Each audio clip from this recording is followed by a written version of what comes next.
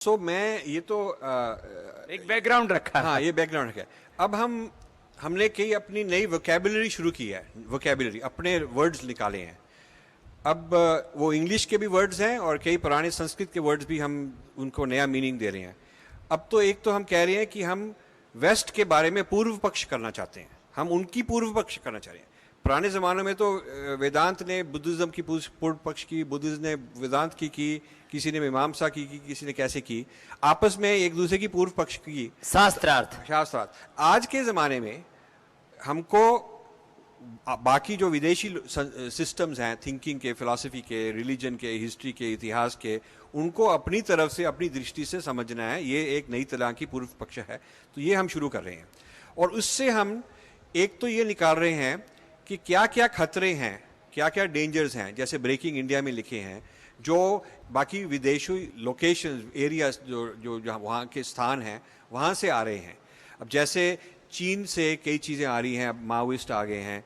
अब western culture से लोगों को सिखाया है कि आप इंडिया के नहीं हैं, आप तो कहीं और के हैं। आर्यन द्रविडियन का अलग उन्होंने कॉन्फ्लिक्ट किया है, वो भी आर्टिफिशियल कॉन्फ्लिक्ट बनाया गया है ताकि लोग जुड़े ना, अलग हो जाएं। और फिर ये जो इस्लामिक फंडामेंटलिज्म है, ये भी प्रॉब्लम है। तो जो भी आइडियोलॉजी भाषाओं के नाम पर, मजहबों के नाम पर, हाँ, किसी और देश के साथ जुड़ी हुई है, किसी और मिट्टी के साथ जुड़ी हुई है, जो यहाँ की मिट्टी के साथ नहीं जुड़ी, जिनको गंगा नहीं प्यारी, जिनको हिमालय नहीं प्यारा, जिनको हमारी धरती नहीं प्यारी, जिनको सिर्फ यहाँ से जो मिल सकता है वो ले लेंगे, पर उनके जो रियल, जो उनका प्यारी जगह है वो कोई और जगह है। और जो उनके हेडक्वार्टर्स हैं, जहाँ से उनको ऑर्डर आते हैं कि ये सच है, ये झूठ है, जहाँ से उनको सिद्धांत आते हैं, वो फॉरेन सिद्धांत हैं। ये भी एक तरह की मल्टीनेशनल है, ये भी एक तरह की मल्टीनेशनल है, क्योंकि मल्टीनेशनल जैसे ही ये काम करते हैं। और ये इनके ब्रांच ऑफिसेज हैं, और इंडिया में भी उनके बहुत सारी ब्रांच ऑफिसेज हैं और सब्सिडरीज हैं, ये जॉइंट वेंचर्स लगा दिए हैं। आदेश भी आते हैं और वहाँ से वो पैसा भी आता है, फंडिंग भी आती है। और फंडिंग को फिर वो इवेलुएट करते हैं कि इस फंडिंग से आपको ग्रांट दिया और इसको ग्रांट दिया, 50 लोगों को इंडिया में ग्रांट दिया, तो किसने ज़्यादा काम किया हमारे मुताबिक।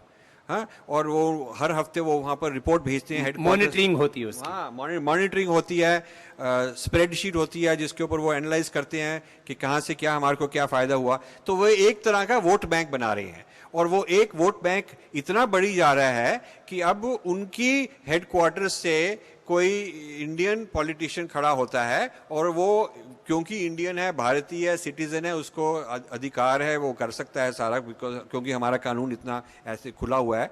तो इसलिए वो लोग आते हैं, पर जो उनकी लॉयल्टी है, जो वो जिसके साथ वो जुड़े हुए हैं, वो उनकी सबसे प्यारी जगह ये नहीं है। ये हमने पता कराया, और ये पता कराने के लिए ये कहानी बड़ी अच्छी है। ये एक ब्रेकिंग इंडिया जो पुस्तक है, उसका जो कवर है, वो कवर के ऊपर इंडिया का मैप है, वो जगह वो टूटा फूटा इंडिया दिखाया गया है उस मैप में। मतलब एक का है मुगलस्तान, वो मुगलस्तान है, ये अफगानिस्तान, पाकिस्तान और नॉर्थ इंडिया और बांग्लादेश, ये सारे मुगलस्तान कहा गया है। और नीचे कहा गया द्रविड़स्तान, दलितस्तान, इस तरह के स्थान बना के तोड़ा हुआ नक्शा। भारत को तोड़ने की साजिश, भारत को तोड़ने का षड्यंत्र, उसका हिंदी में जो रूपांतरण हम ब्रेकिंग इंडिया बोले, वही। और उसकी क्या क्या तैयारियां, आर्थिक रूप से, सामाजिक रूप से और धार्मिक रूप से, ऐसे अलग अलग तरह से। जी हाँ, हम प्रिंसटन में एक बार लंच खा रहे थे, और एक प्रोफेसर आया हमको लंच ज्वाइन करने के लिए। तो उसके जो साथी थे, हमारे मित्र थे, उन्होंने हमको इंट्रोड्यूस किया कि ये प्रोफेसर अभी इंडिया से आया है।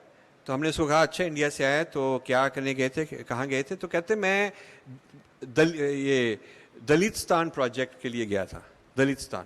तो मैंने कहा ये क्या बात है, दलितस्तान प्रोजेक्ट हमने तो कभी सुना ही नहीं। तो वो हमको बड़े इनोसेंट तरीके से उसको नहीं पता कि ये हमको कैसे इसका इफेक्ट होगा। तो वो तो हमको बड़े आराम से बता रहा था कि मैं ये दलितस्तान प्रोजेक्ट है, हम जाके वो ये जो एफ्रो दलित उन्होंने एक वर्ड निकाला है। एफ्रो मतलब जो अफ्रीका के लोग हैं, एफ्रो दलित मतलब कि जो दलित लोग हैं वो अफ्रीका के लोग हैं, वो एक ही हैं। तो वो एफ्रो दलित एक प्रोजेक्ट निकला है, और वो प्रोजेक्ट है कि इंडिया में आके जो लोग गरीब हैं, जो लोग दलित कहलाते हैं, उनको ये सिखाया जाए कि तुम यहाँ के ब्लैक्स हो और वो जो बाकी लोग हैं वो वाइट्स हैं, और जैसे अमेरिका में रेसिज्म हुई थी, वाइट्स ने ब्लैक्स को स्लेव बनाया था, तो वैसे ही तुमको इन लोगों ने स्लेव बनाया है और हम तुम्हारे को छुड़ाने के लिए आए हैं। तो मतलब भारत ने तुमको स्लेव बनाया है और हम तुमको भारत से छुड़ाने के लिए आए हैं, ये इसका मतलब है। तो बहुत बड़ी डेंजरस बात है। तो उसने मेरे को फिर काफ़ी आइडियाज़ दिए कहाँ से फंडिंग आती है, ये वो बड़ा वो अच्छा सा आदमी था, उसको ये नहीं पता था कि जो काम कर रहा है गलत काम कर रहा है, वो तो फंसा हुआ था। तो हमने भी उसको ये नहीं बोला कि तू गलत कर रहा था, क्योंकि हमको उनसे इन्फॉर्मेशन चाहिए। तो उसने जो जो फंडिंग एजेंसीज को नाम वाम हमको भी दिए, हमने उनको चिट्ठियां लिखी, फ़ोन कॉल किए, हमने बाकी लोगों को कहा अच्छा उनसे जाके और इन्फॉर्मेशन लाओ कि तुम इंडिया में क्या क्या प्रोग्राम कर रहे हो, क्या क्या फंडिंग कहाँ कहाँ भेज रहे हो। तो कई लोगों ने तो बड़े जोश से, बड़े अच्छी तरह से उन्होंने हमको एक डब्बे भर के काफ़ी सारे अपने प्रोजेक्ट रिपोर्ट वगैरह इंडिया के बारे में भेज दी। तो हमारे पास तो कितनी लाइब्रेरी बन गई कि ये सारे इंडिया के जो ये कितने सारे ये योजनाएं हैं जो इंडिया के लिए हैं, ये लोग कर रहे हैं, तो उसके बारे में हमारे पास लाइब्रेरी बन गई। तो फिर हमने एक दो स्टूडेंट्स को हायर किया कि अच्छा अब इसको स्कैन करो, इसको एनालाइज करो, ये पैसा कहाँ जा रहा है, क्या क्या हो रहा है। फिर हमने इंडिया में कुछ लोगों को लगाया कि आप जाके देखो यहाँ ये जो पैसा आता है तो काय के लिए आता है, क्या होता है। तो फिर हमको पता चला कि कुछ पैसा, काफ़ी पैसा ऐसा है जब अमेरिका से आता है, वो कहते हैं कि अब उनको ट्रेनिंग देंगे, पर ट्रेनिंग गलत तरीके के विचार की ट्रेनिंग हो रही है। ट्रेनिंग तो हो रही है पर गलत तरीके के विचार की ट्रेनिंग हो रही है। और ये जो काम है ये तो सिर्फ इंडिया में बैठ के नहीं हो सकता। ये एक ऐसा विद्वान चाहिए जो अमेरिका की नॉलेज, अमेरिका से ये सारी इन्फॉर्मेशन लेकर और इंडिया में जो काम ये कर रहे हैं उसको वो भी लेकर जोड़कर पूरी तरह के एक पिक्चर बना सके। तो उस पिक्चर को हमने बनाकर ये ब्रेकिंग इंडिया पुस्तक निकाली। ये तो एक प्रोजेक्ट हुआ ना, अफ्रो दलित तो एक प्रोजेक्ट है। तो इसको ऐसे और भी तो ऐसे बहुत सारे प्रोजेक्ट है, ऐसे बहुत प्रोजेक्ट हैं। अब एक है 1040 कहते हैं उसको, 1040 प्रोजेक्ट। 10 डिग्रीज लैटिट्यूड, इक्वेटर है 0 डिग्रीज। हाँ, ज्योग्राफी में आपने पढ़ा होगा, इक्वेटर है 0 डिग्रीज और जो नॉर्थ पोल है वो 90 डिग्रीज। सो 10 डिग्रीज नॉर्थ और 40 डिग्रीज नॉर्थ, ये जो बैंड है वो डिसाइड किया कि अब अगले 100 साल इसमें जोर लगाएंगे कन्वर्ट करने के लिए। और उस बेल्ट में 1040 बेल्ट जिसको कहते हैं, उसमें इंडिया 80% के लोग तो इंडिया के ही हैं उसी में। उसमें चाइना भी है पर चाइना में बैन कर दिया, चाइना ये चीज़ नहीं अलाउ करेगा। और बाकी अरब कंट्रीज़ भी हैं, इस्लामिक कंट्रीज़ भी हैं, वो 1040 विंडो में, पर वो भी अलाउ नहीं करते। सो जब वो कहते हैं 1040 विंडो, तो उसका सबसे बड़ा हिस्सा तो इंडिया का ही है। तो हमने 1040 जो प्रोजेक्ट है, डेनवर में उसका हेड क्वार्टर्स है, वहाँ भी हम गए। कई बार इन लोगों की इस तरह की कई कॉन्फ्रेंसेस हो रही हैं जहाँ पर आर्यन द्रविडियन डिवाइड करने के लिए बहुत स्कॉलर्स लगे हुए हैं, हार्वर्ड के स्कॉलर्स लगे हुए हैं, कहाँ की तरह के लोगों के स्कॉलर्स लगे हुए हैं। तो हमने उन कॉन्फ्रेंसेस में जाके उनको रिकॉर्ड किया, उनसे बहस की, उनके डिस्कशन किए कि ये क्यों कर रहे हैं, फंडिंग कहाँ से आ रही है, और फिर इंडिया आके ये लोग कैसे, इंडियंस भी उसमें लगे हुए हैं। आपको ये नहीं ये नहीं समझना कि सिर्फ ये विदेशी लोग काम कर रहे हैं, इंडियंस लोग इसमें बहुत बहुत ज़ोर से लगे हुए हैं। और कई, ये जो ब्रेकिंग इंडिया किताब है, इसमें हमने करीब 100 लोगों के नाम दिए हैं, ये ऑर्गेनाइजेशंस के नाम दिए, इंडिविजुअल्स के नाम दिए हैं जो इस काम में लगे हैं। और कई लोग यूरोपियन हैं, कई अमेरिकन हैं, कई इंडियन हैं, कई इंडियन बाहर बैठे हैं, कई इंडियन इंडिया में बैठे हैं, उनके भी नाम हमने दिए हैं। और ये हमने ऐसे चैलेंज किया है कि जो हम कहते हैं कि यदि कोई इसमें मिस्टेक है तो हमको बता दीजिए, हम इसको ठीक कर देंगे। पर अभी तक कोई मिस्टेक हमको प्रूव नहीं कर सका ये जो कुछ हमने लिखा है, क्योंकि इसमें हमने बहुत ज़ोर से रिसर्च की थी।